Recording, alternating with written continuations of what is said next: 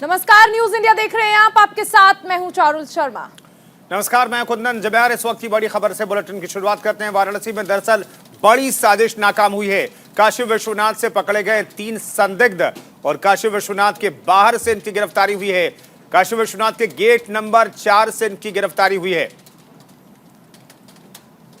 तो बड़ी खबर आपको बता दें, बिना परमिशन की थी मंदिर में जाने की कोशिश। काशी विश्वनाथ के बाहर से गिरफ्तारी की गई है। कुछ संदिग्धों की गेट नंबर 4 से गिरफ्तारी की गई है। बड़ी खबर, बिना परमिशन के मंदिर में घुसने की कोशिश कर रहे थे दरअसल ये संदिग्ध, जिन्हें गिरफ्तार किया गया है। वाराणसी में एक बड़ी साजिश नाकाम हुई है, जहां पर काशी विश्वनाथ से 3 संदिग्धों को पकड़ा गया है। तो काशी विश्वनाथ मंदिर के गेट नंबर 4 से 3 संदिग्धों को गिरफ्तार किया गया है और फिलहाल जो जानकारी मिल रही है वो ये कि बिना परमिशन के अंदर घुसने की कोशिश कर रहे थे ये संदिग्ध हैं। इन्हें गिरफ्तार किया गया है और अब इनसे पूछताछ की जा रही है। तो बनारस से इस वक्त की बड़ी खबर, काशी विश्वनाथ मंदिर में प्रवेश करते हुए 3 संदिग्धों को गिरफ्तार किया गया है। गेट नंबर 4 से इनकी गिरफ्तारी हुई है। इस वक्त की बड़ी खबर। बिल्कुल, वाराणसी में इस बड़ी साजिश को नाकाम किया गया है, जहां पर मंदिर में घुसने की कोशिश ये तीनों संदिग्ध कर रहे थे, जिस दौरान इनकी गिरफ्तारी की गई है। हमारे साथ हमारे सहयोगी मदन जुड़ गए हैं। मदन, सबसे पहले आपसे जानना चाहेंगे कि क्या इनकी सूचना, क्या इंफॉर्मेशन निकलकर सामने आ पाई है? कौन है ये संदिग्ध जो जबरन मंदिर में घुसने की कोशिश कर रहे थे? जी चारुल, बिल्कुल ये बताना चाहूंगा कि जिस तरह से कहा जाए तो काशी विश्वनाथ धाम के जो है गेट नंबर 4 से जो है 3 संदिग्ध जो है मंदिर के अंदर प्रवेश कर गए थे। हालांकि उसमें जो है ना सीआरपीएफ को जब ये शक हुआ कि आखिर ये कौन है, क्योंकि उनके अगर कहा जाए तो कंधे के ऊपर में हरा दुपट्टा वो लिए हुए थे और जिसको लेकर के जो है उनको शक हुआ। तो उसके बाद जो है वो गेट नंबर 4 से जैसे घुस करके जो है वो पूर्वी द्वार की तरफ जैसे ही बढ़े तो ऐसे में सीआरपीएफ ने उन्हें हिरासत में ले लिया और उनसे जो है ना पूछताछ की गई। लगातार कहा जाए तो आईबी की टीम जो है और स्थानीय पुलिस जो है उनसे पूछताछ करी है। तीनों युवक जो है गिरिडीह के हैं, जो झारखंड के का गिरिडीह है वहां के ये लोग आते हैं। हालांकि इनसे कोई अभी संदिग्ध चीजें जो है इनसे बरामद नहीं हुई है। लगातार मदन, कब ये गिरफ्तारी हुई? मदन, कब ये गिरफ्तारी हुई? इनके नाम क्या है और क्या हरा दुपट्टा की वजह से इन्होंने डाल रखा था उस वजह से संदिग्ध हैं या फिर इनका कोई कनेक्शन किसी दूसरे तरीके से सामने आया है? कुंदन, बिल्कुल जिस तरह से कहा जाए तो कल शाम जो है ये मंदिर, जिस समय मंदिर में जब आरती चल रही थी, आरती के बाद जब दर्शनार्थियों को जब छोड़ा गया तो उसी में ये अंदर प्रवेश कर गए थे। इसके अभी तक हालांकि कोई ऐसी जो है जानकारी नहीं छन करके आ रही है कि आखिर ये इनके नाम क्या हैं और ये जो है कैसे भी ये पता चल पाया है कि ये गिरिडीह के हैं और तीनों दो जो है अलग समुदाय से आते हैं और एक जो है हिंदू समुदाय के हैं। तो ऐसे में जो है ना पुलिस को इन पे शक हुआ है। शक के आधार पर जो है लगातार इनसे पूछताछ की जा रही है। पूछताछ में जो है कहा जाए तो गिरिडीह पुलिस से भी जो है ना यहाँ के जो स्थानीय पुलिस है या आईबी जो है उनसे संपर्क में है। इनके जो पूरे जानकारी इनके बारे में जुटाई जा रही है। हालांकि जो युवक जो पकड़ाए हैं उन्होंने कहा है कि वो जो है अजमेर शरीफ जा रहे थे, उनकी ट्रेन लेट थी और इस ट्रेन लेट के कारण जो है वो ज्ञानवापी को देखने के लिए वो चले आए। तो ये सब जो है अभी जो है पूरी तरह से ठीक है। तो इनकी पहचान क्या है और वाकई संदिग्ध है या नहीं है, पुलिस से पता लगाने की कोशिश कर रही है। इन्हें जरूर हिरासत में लिया गया है और इन्हें हिरासत में लेकर के इनसे पूछताछ की जा रही है। आगे का डिटेल जुटाने की कोशिश हो रही है। शुक्रिया मदन इस खबर पर जानकारी देने के लिए। और अब जनता दरबार की तस्वीरें हम आपको दिखाते हैं। मुख्यमंत्री योगी आदित्यनाथ जनता दरबार में मौजूद हैं। बिल्कुल, तो मुख्यमंत्री जब भी जाते हैं गोरखपुर तो अक्सर ये जनता दरबार लगाया जाता है, जहां पर लोग अपनी समस्याओं को लेकर आते हैं और उन समस्याओं का निस्तारण जो है वो किया जाता है। फिलहाल जनता दरबार लगाया गया है गोरखपुर में। ये सीधी तस्वीरें आप देख रहे हैं, जहां पर फरियादियों की समस्याएं जो हैं उन्हें सुन रहे हैं सूबे के मुख्यमंत्री योगी आदित्यनाथ। और इसके साथ ही अधिकारियों को तमाम दिशा निर्देश भी जारी किए जाते हैं ताकि ये जो फरियादी आए हैं मुख्यमंत्री के सामने अपनी फरियाद लेकर, उनकी समस्याओं का निस्तारण किया जा सके। इसको लेकर अधिकारियों को दिशा निर्देश भी दिए जाते हैं। तो ये सीधी तस्वीरें आपको दिखा रहे हैं, गोरखपुर की तस्वीरें हैं। योगी आदित्यनाथ जब जब गोरखपुर में रात्रि विश्राम करते हैं, सुबह जनता से जरूर संवाद करते हैं, उनकी समस्याएं सुनते हैं और उनकी समस्याओं से जुड़ा हुआ जो प्रार्थना पत्र, जो शिकायत है, वो अपने हाथों से स्वीकार करते हैं और संबंधित विभागों को, अधिकारियों को निर्देशित करते हैं कि इस पर कार्रवाई की जाए। जब जब मुख्यमंत्री योगी आदित्यनाथ गोरखपुर में रहते हैं, अगले दिन कुछ इसी तरह की तस्वीर निकल करके सामने आती है। एक बार फिर से योगी आदित्यनाथ यहाँ पर महिलाएं जो वहाँ पर पहुंची जनता दरबार में, उनसे उनकी शिकायतें ले रहे हैं और संबंधित विभाग को वो दे रहे हैं ताकि इस पर कार्रवाई हो। बिल्कुल, देखिए लंबे वक्त तक गोरखपुर से सांसद रहे हैं योगी आदित्यनाथ और उस दौरान भी इस तरह जनता दरबार लगाया जाता था। फिलहाल अब सूबे के मुख्यमंत्री हैं और जब भी गोरखपुर आते हैं तो ये एक रेगुलर प्रैक्टिस है जहां पर मुख्यमंत्री योगी आदित्यनाथ फरियादी जो हैं उनसे मिलते हैं और उनकी जो समस्याएं हैं उन्हें सुनते हैं। इस बीच एमसीडी चुनाव से जुड़ी एक बड़ी खबर आ रही है। एमसीडी चुनाव के नामांकन का आज आखिरी दिन है। नामांकन के लिए जुटेगी प्रत्याशियों की भीड़। सुबह 11 बजे से 3 बजे तक होगा नामांकन। बड़ी खबर। और 19 तक वापस ले सकते हैं अपने नाम, ये तय किया गया है। 4 दिसंबर को एमसीडी के लिए वोटिंग होगी। 250 सीटों के लिए 4 दिसंबर को वोटिंग होगी और 7 दिसंबर को एमसीडी के नतीजे आ जाएंगे और तब पता चलेगा कि 15 साल से काबिज बीजेपी अपने गढ़ को बचाने में, एमसीडी के गढ़ को बचाने में कामयाब रहती है या आम आदमी पार्टी जिस तरीके से एमसीडी और बीजेपी पर हमलावर है उसे किसी तरह की कामयाबी मिलती है। फिलहाल आज नामांकन का आखिरी दिन है। आज जबरदस्त भीड़ देखने को मिलेगी। दिल्ली में जो नामांकन केंद्र बनाए गए हैं वहां पर हजारों की तादाद में कहा जा रहा है कि जो नामांकन करने वाले प्रत्याशी उनके समर्थक जुटेंगे। इसके लिए तमाम इंतजाम किए गए हैं। तो कुल एमसीडी चुनाव के लिए देखिए कांग्रेस, आम आदमी पार्टी और भारतीय जनता पार्टी तीनों ने ताल ठोक दी है और ऐसे में कांग्रेस ने भी सभी 250 सीट के लिए उम्मीदवारों का ऐलान जो है वो कर दिया है। आम आदमी पार्टी की तरफ से 10 गारंटी दी गई है कि अगर एमसीडी को आम आदमी पार्टी जीतती है तो वो क्या 10 कार्य हैं जो वो करने वाली है। वहीं भारतीय जनता पार्टी ने भी कई सारे वादे ऐसे किए हैं जिसको लेकर वो आश्वस्त है कि एमसीडी चुनाव में जनता उन्हें वोट करेगी। चलिए एक और बड़ी खबर आपको बताते हैं। ज्ञानवापी केस में आज फास्ट ट्रैक कोर्ट कोई फैसला सुना सकता है। शिवलिंग की पूजा और गैर हिंदुओं के प्रवेश पर रोक वाली याचिका पर उम्मीद की जा रही कि कोर्ट अपना रुख स्पष्ट कर सकता है, कोर्ट कोई फैसला सुना सकता है। दरअसल मामले की पूछनीयता को लेकर सुनवाई चल रही है और इस पर उम्मीद की जा रही है कि आज अदालत फैसला सुना देगी। सिविल जज सीनियर डिवीजन इस पर अहम फैसला सुनाएंगे। ज्ञानवापी परिसर में वजू खाने में मिले कथित शिवलिंग की पूजा और अर्चना, साथ ही ज्ञानवापी परिसर में गैर हिंदुओं का प्रवेश वर्जित को लेकर आज अहम फैसला आ सकता है। विश्व वैदिक हिंदू सनातन संघ के राष्ट्रीय सचिव किरण सिंह के जरिए आदि विश्वेश्वर विराजमान को लेकर फास्ट ट्रैक कोर्ट में सुनवाई चल रही है। भगवान आदि विश्वेश्वर विराजमान द्वारा श्रीमती किरण सिंह विसेन और अन्य बनाम उत्तर प्रदेश राज्य और अन्य की पोष्यता पर आज सिविल जज senior division fast track court के महेंद्र कुमार पांडे अपना महत्वपूर्ण निर्णय सुनाएंगे।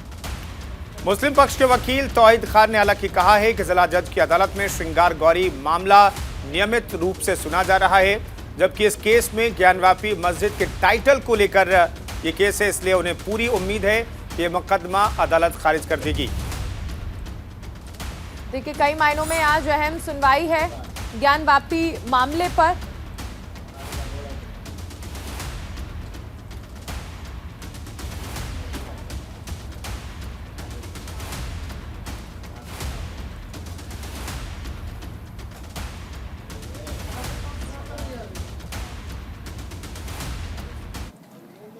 इस बीच एक बड़ी खबर आ रही है लखनऊ से। लखनऊ के दौरे पर है रक्षा मंत्री राजनाथ सिंह। बड़ी खबर आपको बता दें, 3 दिन तक लखनऊ में रहेंगे राजनाथ सिंह। आवासीय कल्याण समिति और स्थानीय लोगों से यहां पर संवाद का कार्यक्रम भी रखा गया है।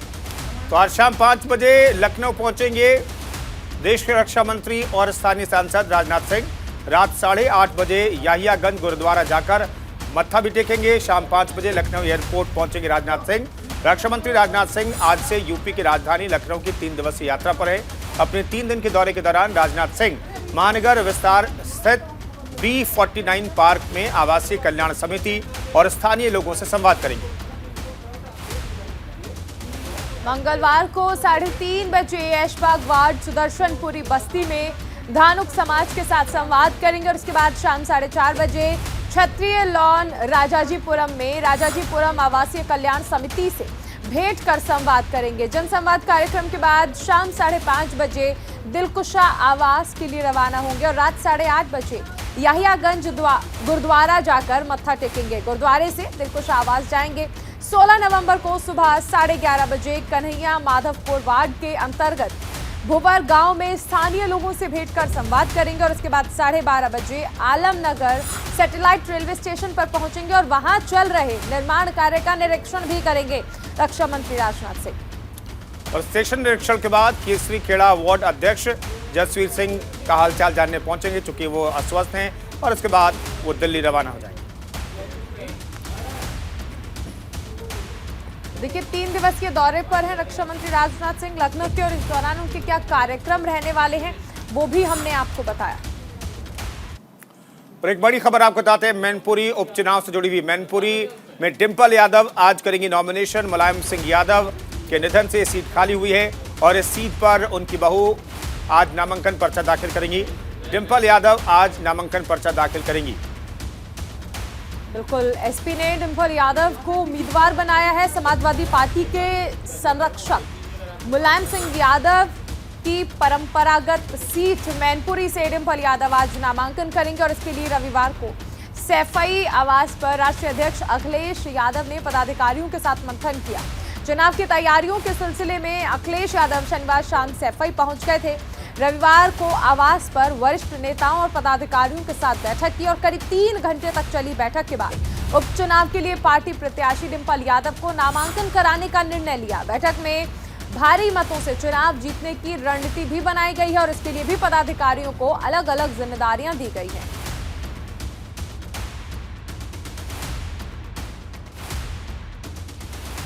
समाजवादी पार्टी के धरती पुत्र श्रद्धेय आदरणीय नेताजी की बहू लड़ रही हैं और आज उनका उपचुनाव का नामांकन है।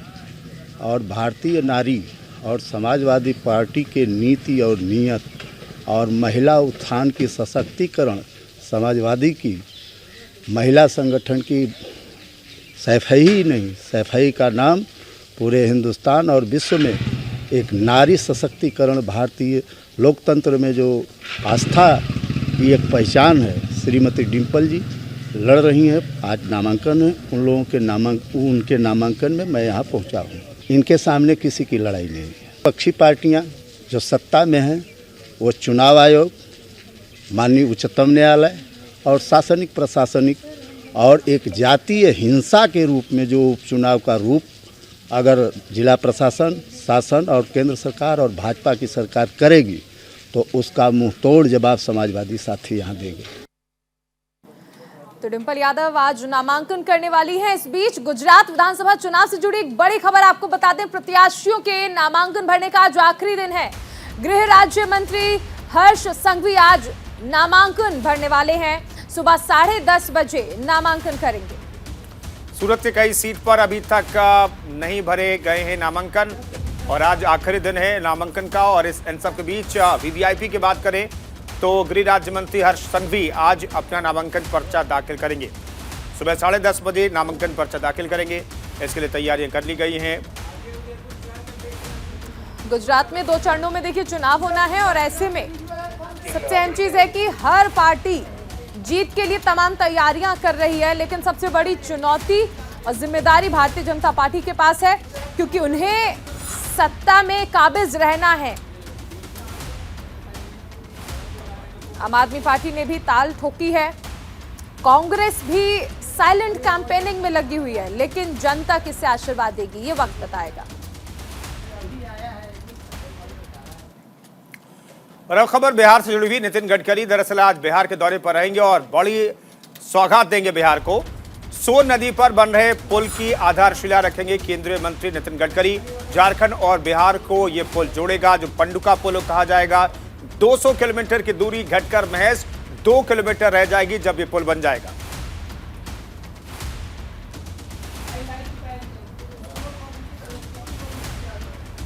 $196.12 करोड़ की लागत से बन रहा है ये पुल। बिहार के रोहतास जिला से अब झारखंड के पलामू की दूरी मात्र 2 किलोमीटर रह जाएगी। भारत सरकार के पथ परिवहन विभाग के जरिए निर्माण कराए जा रहे पंडुका पुल के कारण ऐसा संभव हो पाएगा। इस पुल का शिलान्यास नितिन गडकरी आज रोहतास आ रहे हैं और वहां पर करेंगे। सासाराम जिला मुख्यालय से लगभग 130 किलोमीटर दूर पंडुका गांव में सोन नदी के किनारे इस पुल का शिलान्यास किया जाएगा। इस पुल की तैयारी अपने अंतिम चरण पर है। सासाराम से बीजेपी के सांसद छेदी पासवान पिछले 2 दिनों से पांडुका में डटे हुए हैं और तैयारियों की समीक्षा कर रहे हैं। 2 लेन की इस पुल की लंबाई करीब 2 किलोमीटर होगी, जिसकी वर्तमान लागत 196.12 करोड़ रुपए है। आने वाले 2 सालों में इसके निर्माण कार्य पूरा हो जाने की उम्मीद है। बड़ी बात यह कि इस पुल के निर्माण के लिए तमाम जमीनी कार्य कर लिए गए हैं, जमीन अधिग्रहण का काम कर लिया गया है। जैसे केंद्रीय मंत्री इसका शिलान्यास करेंगे, कार्य प्रगति में तेजी आएगी और इस पुल के बन जाने से बिहार और झारखंड की दूरी इस इलाके से महज 2 किलोमीटर रह जाएगी। बिहार को एक बड़ी सौगात आज मिलने वाली है। 200 किलोमीटर की दूरी घटकर सिर्फ 2 किलोमीटर रह जाएगी। इससे आप समझिए कि कितनी बड़ी सहूलियत आम जनता के लिए ये पुल रहने वाला है। इस बीच एक बड़ी खबर आपको बता दें, आज से प्रगति मैदान में लगेगा ट्रेड फेयर। 14 दिनों तक दिल्ली में ये ट्रेड फेयर चलने वाला है। 19 नवंबर से आम लोगों के लिए खोल दिया जाएगा ट्रेड फेयर। दरअसल कई मेट्रो स्टेशनों पर भी ट्रेड फेयर के लिए टिकट मिल पाएगा, लेकिन 19 तारीख से आम लोगों के लिए ट्रेड फेयर खोला जाएगा। 1979 में पहली बार आयोजित किया गया था ये ट्रेड फेयर और तब से पिछले साल कोरोना के साल को अगर हम छोड़ दें तो लगातार हर साल बाल दिवस के मौके पर शुरू होता है और 14 दिन तक चलता है। दिल्ली के प्रगति मैदान में इंडिया इंटरनेशनल ट्रेड फेयर की शुरुआत आज से होने वाली है। 14 दिनों तक चलने वाले ट्रेड फेयर की शुरुआती 5 दिन कॉर्पोरेट कंपनियों और बड़े बिजनेस हाउस के लिए होते हैं, जबकि 19 नवंबर से इसे आम जनता के लिए खोल दिया जाता है। बिल्कुल, इस ट्रेड फेयर को पहली बार 1979 में आयोजित किया गया था। ट्रेड फेयर का आयोजन हर साल बाल दिवस के मौके पर किया जाता है। कोविड-19 महामारी के कारण ये मेला 2020 में आयोजित नहीं किया गया था। दिल्ली के प्रगति मैदान में आज से शुरू हो रहे अंतर्राष्ट्रीय व्यापार मेला के लिए Delhi metro rail corporation 67 metro station पर टिकट बिक्री करेगा। आप इन स्टेशन पर सुबह 9 बजे से शाम 4 बजे तक ट्रेड फेयर की एंट्री टिकट खरीद सकते हैं। 19 नवंबर से आम लोगों के लिए इस ट्रेड फेयर को खोल दिया जाएगा। सुबह 10 बजे से शाम 5 बजे तक आप इसमें जा सकते हैं।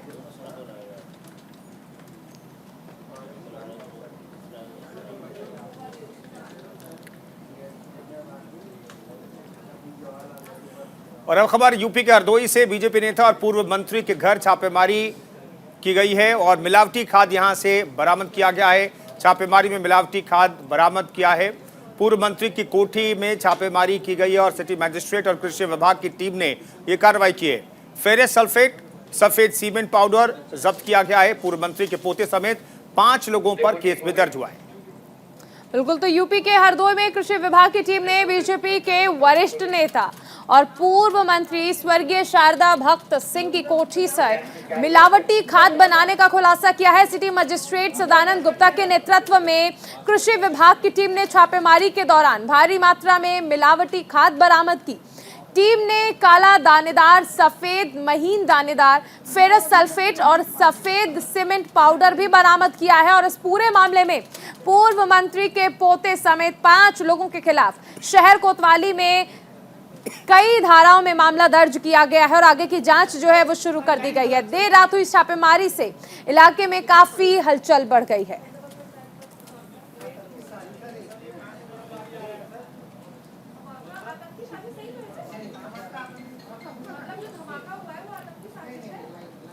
चलिए एक बड़ी खबर आपको बता दें, उदयपुर से ये बड़ी खबर है जहां पर रेलवे ट्रैक उड़ाने की साजिश नाकाम हुई। एटीएस की टीम अब इस मामले की जांच कर रही है। मौके से डेटोनेटर और बारूद भी बरामद किया गया था। कुछ दिन पहले खुद प्रधानमंत्री नरेंद्र मोदी ने इस ट्रैक का उद्घाटन किया था। एनएसजी कमांडो मौके पर पहुंचे और राजस्थान के उदयपुर में रेलवे ट्रैक को उड़ाने की साजिश को पुलिस ने नाकाम किया है। हालांकि यहां पर धमाका जरूर हुआ था, ट्रैक को नुकसान पहुंचा था। सूचना मिलते ही एटीएस की team Udaipur Ahmedabad railway track पर पहुंची और डेटोनेटर भी बरामद किया गया। बारूद के कुछ अंश बरामद किए गए। साथ ही मामले की जांच शुरू कर दी गई है। वहीं रेल मंत्री अश्विनी वैष्णव ने दोषियों को कड़ी से कड़ी सजा दिलाने की बात कही है। बिल्कुल, देखिए कल का ये पूरा मामला था जब सुरक्षा कर्मियों की सूझबूझ से एक बड़ी साजिश जो है उसे नाकाम किया गया। उसके बाद इसकी जो जांच थी वो आतंकी एंगल से भी की गई कि कहीं इसके पीछे कोई आतंकी कनेक्शन तो नहीं है। रेलवे ट्रैक को उड़ाने की साजिश को हालांकि नाकाम कर दिया गया। कुछ दिन पहले ही खुद प्रधानमंत्री नरेंद्र मोदी ने इसका उद्घाटन किया था। फिलहाल मामले की जांच पड़ताल में एटीएस जुटी हुई है। ये तस्वीरें आपको दिखा रहे हैं रेलवे पुल का निरीक्षण करते हुए। आप एनएसजी के कमांडोज और पुलिस के अधिकारियों को देख सकते हैं। यहां पर एटीएस ने मोर्चा संभाला फौरन से और जांच पड़ताल शुरू कर दी गई है।